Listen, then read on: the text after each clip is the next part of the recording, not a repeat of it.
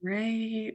Hello, everyone. If you're just joining us, I'm just getting us set up on YouTube Live.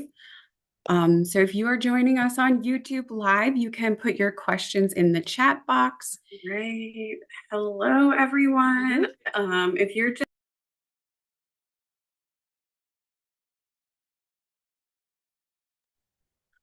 All right, sorry about that. I thought I muted the YouTube. All right. Once more, if you are joining us on YouTube, there's a chat box that you can put any of your questions. If you are joining us here on Zoom, of course, there's the chat function here. We'll be going through how to apply for your visa today, as well as some tips that we recommend while you're getting ready. So it'll be about 30 to 40 minutes of a presentation, and then we will also going to have some time for questions. All right, let me just get my PowerPoint up.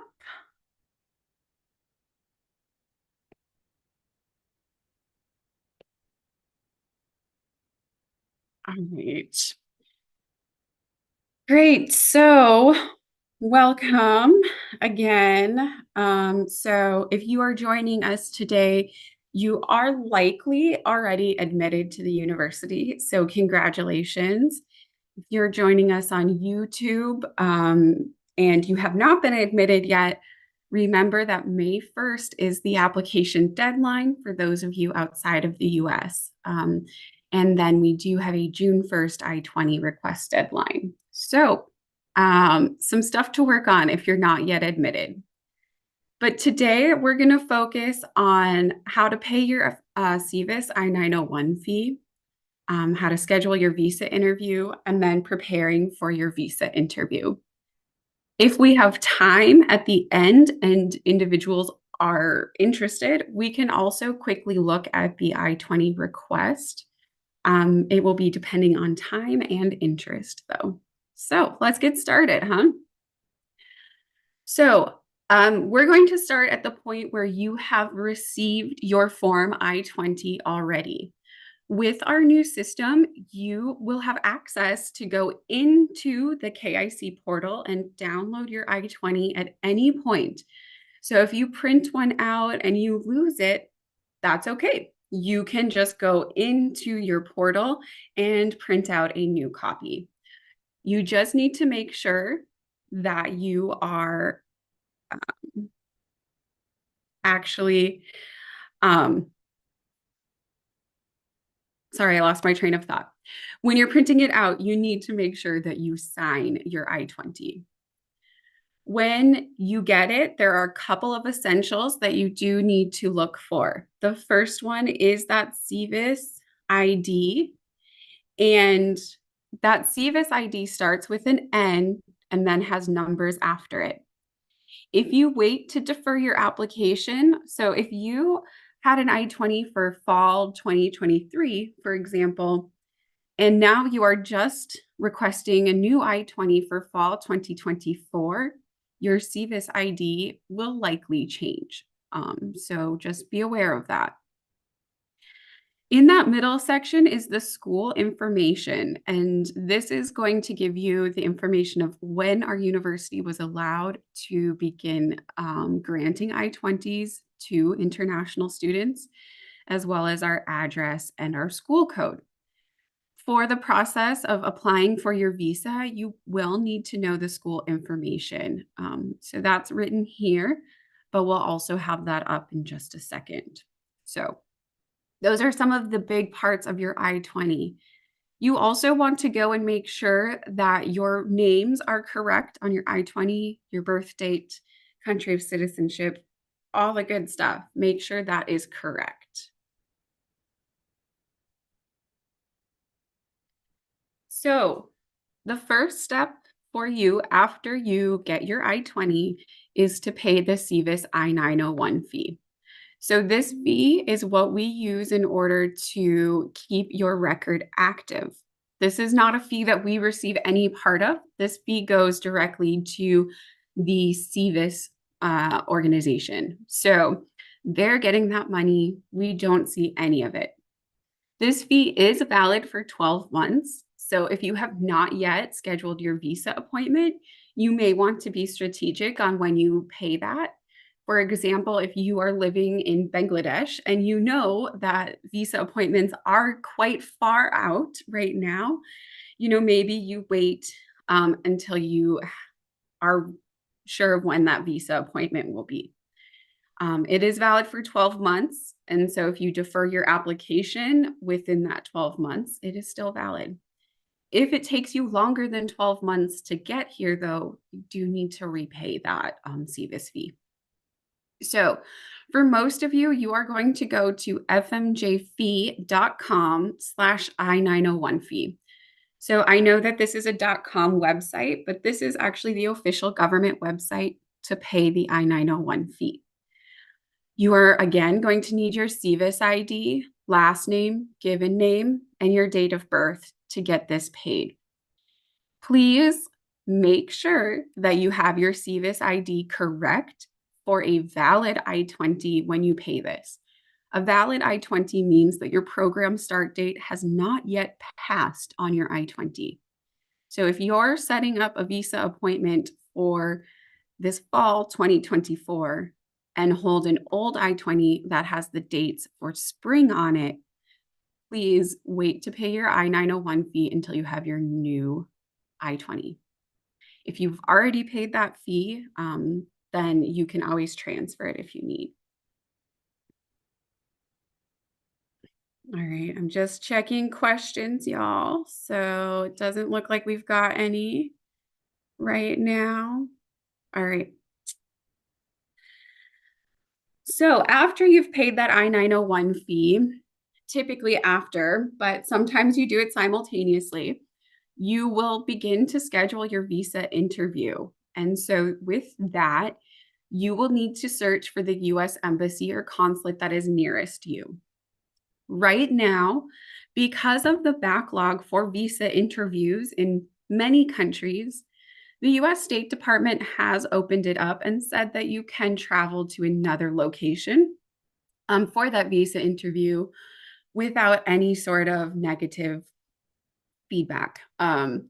So I know in the past, sometimes if you went to a different country for a visa interview, they would sometimes say, well, why did you come here and not at home, maybe in Banjul? So now, technically, per the State Department, you should be able to go to a different consulate without that question being asked. But it might, so still be prepared for it. After you choose where you want to get your visa or appointment, you will start to complete the DS-160, which is the online non-immigrant visa application. And so on the right-hand side of the screen, you can actually see what this website looks like. This is, again, also completely through the US Department of State, and we have no way of helping you through this process, but we do have many guides on your KIC portal that can actually help you. Remember, every time you apply for a visa interview, you are required to pay the $185 visa fee. So, this is a big investment. You really want to make sure that you're practicing for your appointment and you're not winging it, as we say here in the United States. You want to practice. Have your parents, have your friends ask you questions about why is it that you want to study here at Minnesota State specifically, before you even set up your appointment. You want to begin to practice. And then if you are part of our Telegram channel that we send information out on, I will send a website where you can actually check the visa wait time at different locations. So you could see if maybe a consulate in your country has availability sooner than the embassy or vice versa, or maybe the neighboring country has a better outlook for you.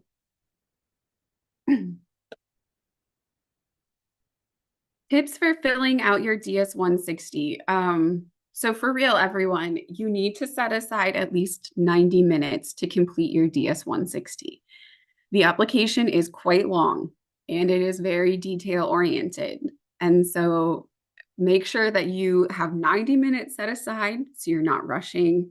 Make sure that you have things already prepared, your I-20s near you, your CVIS I-901 fee payment, all of the information that you need. You'll also want to prepare a photo for your DS-160 before you begin filling out the application. So, for all of this, it's really important to have everything prepared beforehand so that as you're filling out the application, you're really just putting the information in and not filling it out along the way when you could make mistakes because you feel rushed. Um, some important information that we get asked a lot, and this is in your KIC portal. So please go into your portal if you need this information. But your contact person, you're actually going to choose do not know. So please do not input a name there. We have 10 designated school officials in our office, and each one of us is able to help you. If the embassy or anyone at the border asks to speak to a DSO, you want it to say that actually they can contact any of us and not a specific person. That is why you would check the do not know part on this. For the organization name, you would put Minnesota State University Mankato. For relationship to you, even though you don't have a name in the application, you are going to put school official there. They can contact us at any point. That's fine. The address is Centennial Student Union 250. City is Mankato. State, MN, which stands for Minnesota, and zip code 56001. Our phone number is 507-389-1281, and email is international@mnsu.edu. Much of this information is also available on your I-20, but again, log into your KIC portal and read through the information if you have any questions.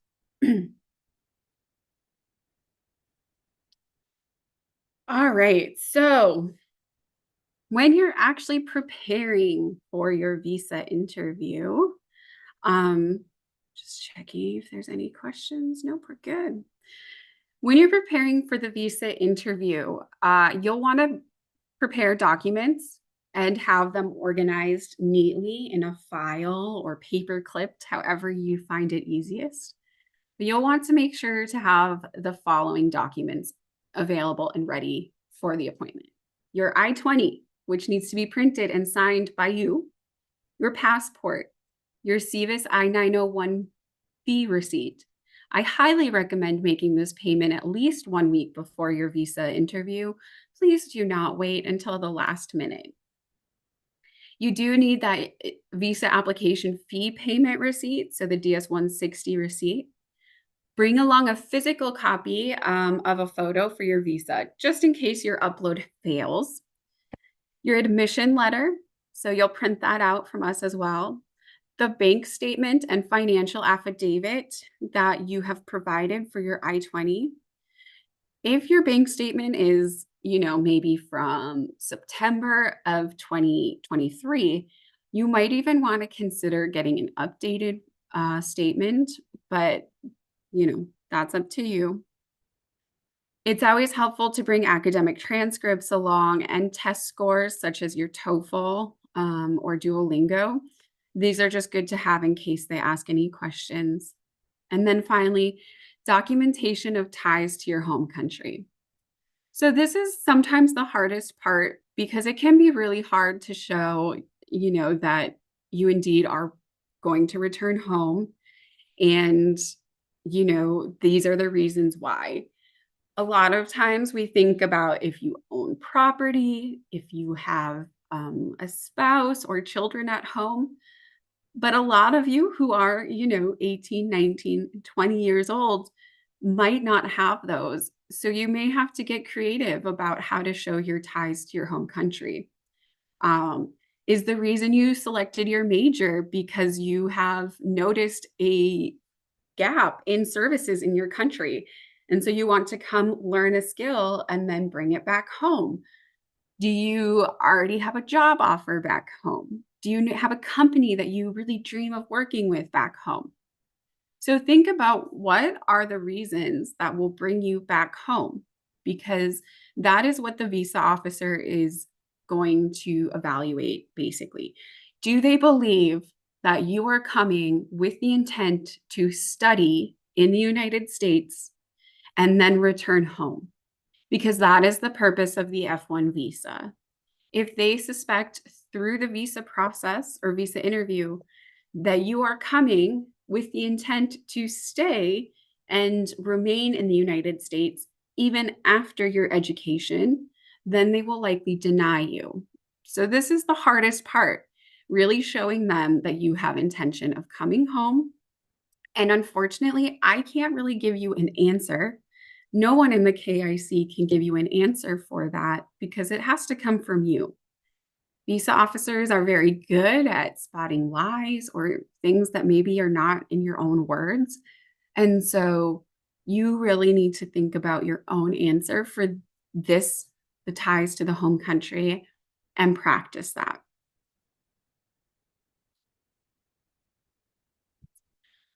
All right, so some helpful resources for you all. Argo Visa is a really awesome service. They were actually founded by ex-consular officers. So they are going to be able to give you lots of help. There is also, I'm going to be honest, you can do one-on-one consultation with Argo Visa, but it is quite expensive. I think it's about $400 for a 30-minute meeting. That's a lot. And, sometimes with really complicated cases, I may recommend that, or our staff might. But in most cases, they have a really awesome YouTube channel and website with blogs. And so I recommend just going and reading and listening to those because it's really good advice. Often the advice is so good in those resources that you'll feel confident enough to continue with the process without having to pay for a consultation. Look through the US Department of State website. So read through what your F1 visa truly means. What is that category of visa for? What does the Department of State recommend you prepare? And you can also check out where your Education USA office is. I highly recommend going to your Education USA office if it is nearby, or if you have an American Corners. Those spaces are specifically meant to help educate you and prepare you for a US style education. And so you'll gain a lot of good tips just by being in that atmosphere. So I do highly recommend that. I do see that we have a question. I'm going to check it in a second here. Please know I'm not ignoring you. I just want to get through this slide. NAFSA has a great resource guide as well. NAFSA is the I think it's called now NAFSA, the Council of International Educators. It used to stand for something, but now it just is a name. But these tips are brought to you by all sorts of DSOs like myself, university administration, Department of State individuals. So resources that you get from NAFSA are really wide, and they can give you guidance on many different things. Lastly, you can schedule a visa prep session with our staff. They are trained students who have been through the process successfully. They can tell you what to expect. They'll give you some feedback on answering questions. They're not going to tell you what to say, but they will tell you, yeah, that's a really good answer. Or, hey, it seems like you need a little work on that question still. Like you might want to practice that one before you go. So these are free. They're 30-minute sessions. You have to sign up, and then they are on Microsoft Teams. So please feel free to sign up for those. We really like when you do that, and we've seen good results from those. One thing I want to share here is a resource that many students use, but is not necessarily the best. And so that is your friends and family. Your family is amazing and they know a lot. But unless your family works for an embassy, or maybe has a student here in the United States, they don't know what to say in order to get you a visa either. What we see a lot of times is students are memorizing answers that they have been told from either a friend who's gone through the process or an agent, like, "This will get you a visa." Anytime that a visa officer thinks that you are just memorizing a script and reciting it, they will likely deny you because it shows that you're not able to critically think about your own answers. And if you are unable to critically think about your own answers, how will you be successful in the United States? So, whatever you do, please don't memorize answers. If someone tells you be a computer science major because that's how you'll get a visa, that's actually not true. You could pick the perfect major and have all the perfect answers, but if they're not truthful to you, the visa officer is going to realize that and likely deny. All right, I do see this question here. How likely is the visa rejection due to the university? Um, Due to the university is very unlikely. We do have very good relationships with the Department of State. Whenever we're traveling, we're advocating for our programs and our students. Um, so, and per the Department of State, they do not make any rejections because of a university or college that a student chooses. However, if a student is unable to give an answer that says specifically why they chose our university, that will likely result in a denial because they want to see, the visa officer wants to see that you did your research and you know that this is the best place for you to learn. Um, some of you may be coming from countries where you do have obstacles that are up against you.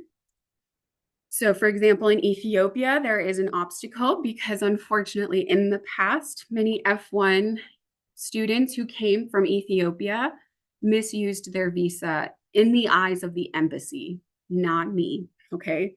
So that means that they came and then stayed without returning home. If embassies see that this is happening with a large number of students in your home country, to our university or any university in the United States, it will affect the issuance rate in your home country. So, what I will say is, especially places like Ethiopia and Bangladesh, we have noticed that visa issuance rates have gone down, but it's because of past actions of F1 visa holders and not usually the university themselves. So, I hope that answers that question. Just checking if there's anything on YouTube. Nope, we're good. All right. So, preparing for your visa interview, the five main questions that I think you should probably be practicing with yourself a lot is, why do you want to study in the United States and specifically at Minnesota State University, Mankato? Why is America the best option for you over the UK, Australia, India? There are a lot of countries with awesome educational systems. So, why the US? And then drilling down even further, why specifically Minnesota State University? Again, no right or wrong answer. This is based on your own personal experience. So, if the US is the right place for you because you have a group of friends at our university and you'll feel accepted here, that's a valid answer. So you don't necessarily have to go into like the faculty at this university is, world renowned. Focus on your own things and why it's a good fit for you. What are your academic goals in the US? So they're going to want to see that you know why you're coming here and you're not just coming here to work or get into the United States. What are your professional goals after finishing your program? And for many of you, especially those of you who are between 18 and 22, this is likely to change. So I don't think that they're looking for a full 5-year plan, but what they're looking for is someone who has thoughtfully decided on a career choice because they are interested in the area, they're passionate about it, they see value in it in their home country.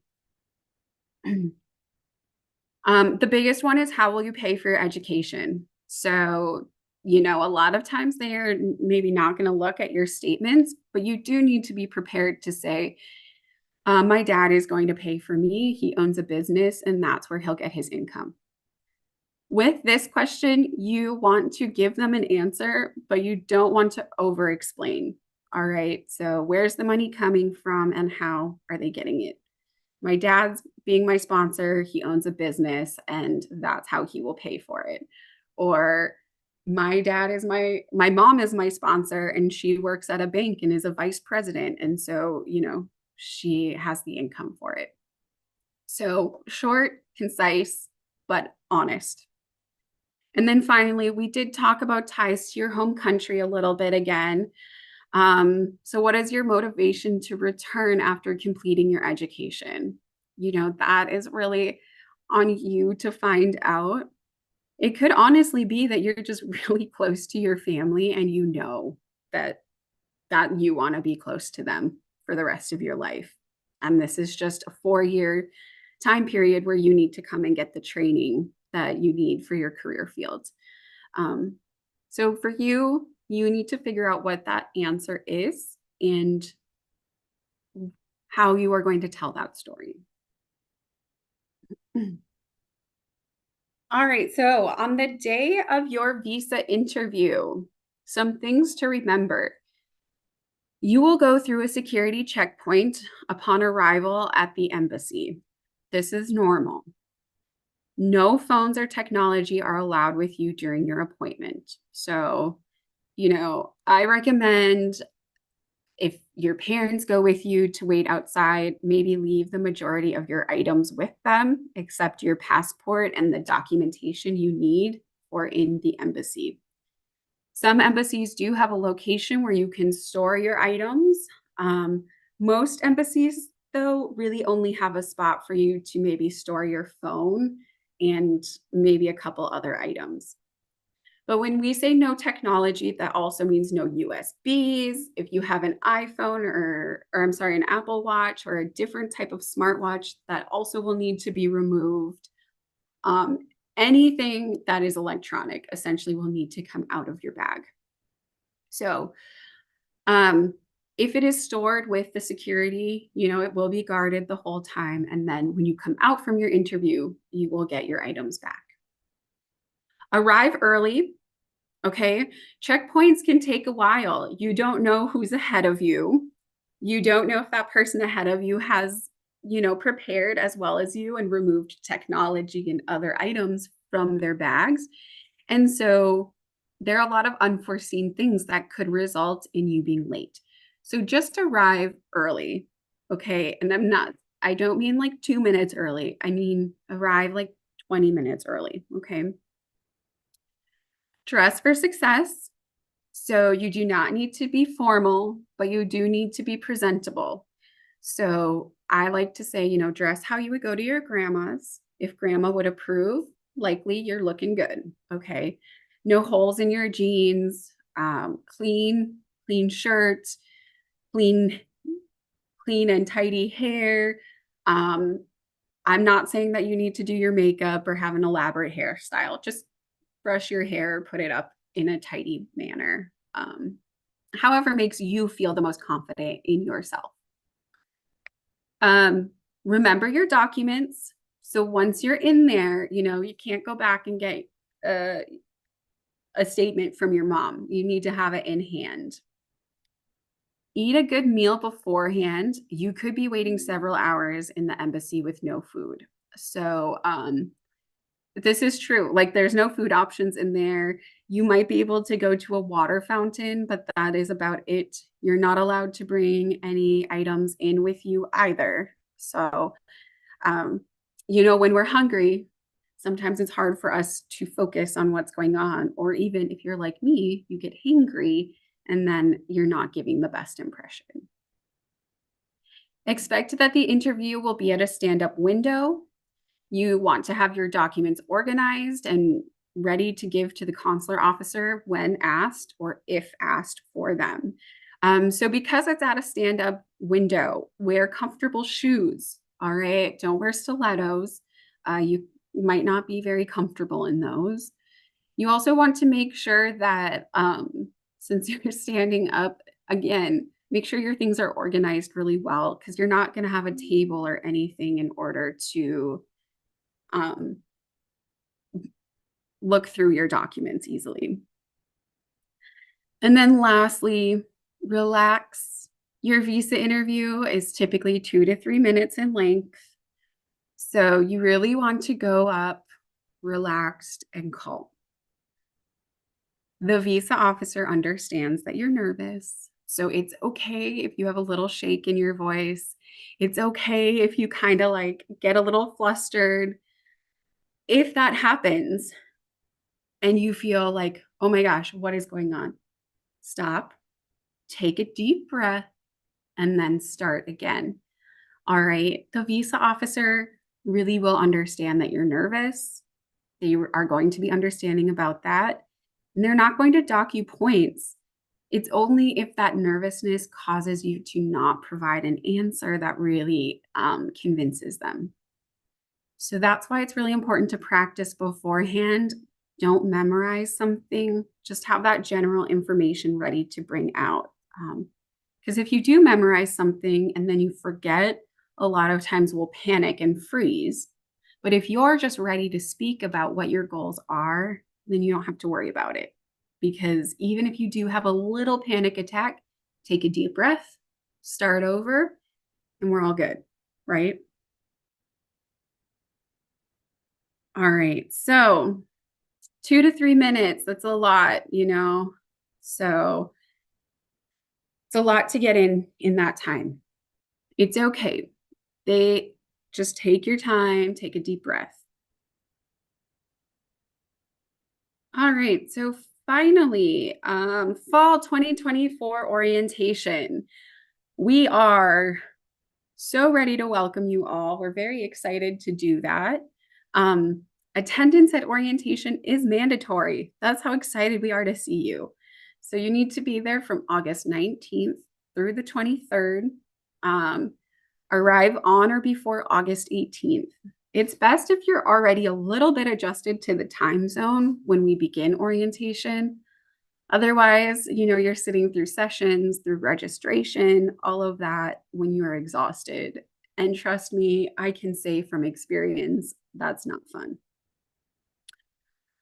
With that August 19th start date, the first day that you may enter the United States is July 20th. Now, remember, if you do arrive in July, you are going to have to budget for an extra month. If you arrive in July, you want to make sure you have somewhere to live. Do not rely on getting a hotel or something like that. It will get very expensive. If you maybe know family or friends in the area, you could always stay with them for a little bit before you move down to Mankato. But again, you need to be there on August 19th for orientation. All right, so that's what I've got for you all. I do not see any questions right now on YouTube, but if you do all have questions, this is your chance to put them in the Q&A box, either on YouTube or Zoom. We are going to be having webinars all summer long. So, in May, we really focus on visa prep because the majority of you are in that zone of applying for your visa. But starting in June and July, we have a lot of sessions on how to get to Mankato, where to live in Mankato, what to expect at orientation. So please, set aside some time to go to webinars. If you've been to one visa prep, you do not need to come to any more if you don't want, but you're always welcome to join us here. So we are always happy to help. We do always recommend coming to as many webinars as possible. You get to know us a little bit, you get to ask your questions. Students just generally feel much more confident in themselves when they are able to come to these webinars before they arrive.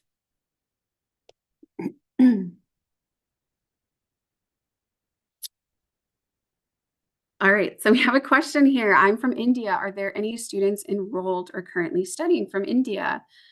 Great question. We do have lots of, maybe not a lot. We have Indians here. Um, I'm actually going to check. I think we have about 20 um, bachelor students here. And all right. India, we have 102 Indians. And so about 30 of those are on optional practical training. So that means they've graduated already and are actually working to further their training and expertise in their area. Um, and then about 70 of those students are on campus studying. So there's a large community here. We also have the Student Association of India. So there's a club where you could always get together with those from India. So good question. Oh, good, Mensa. I'm so happy that this was helpful. I like to hear that because, we do these pretty often. And if you all don't find them helpful, we're not sure why, but we are always here to help you. And we really are excited to meet you all this fall. We are really hopeful to welcome a really robust class this year. All right. Well, if there are no other questions this morning, I'm going to log off and get started checking my email and all the other fun stuff of my work day because it is just 9:15 here. It's beautiful and sunny. Spring has sprung. So our students are getting their shorts out and they're getting excited for the last day of class on Friday. Um, yeah, I know for many of you, it's evening or maybe even nighttime. So enjoy your evening, get some good rest, and know that if you have any questions, you can email us at international@mnsu.edu, and we will try our best to get back to you as soon as possible. All right, everyone, have a great day. Bye-bye.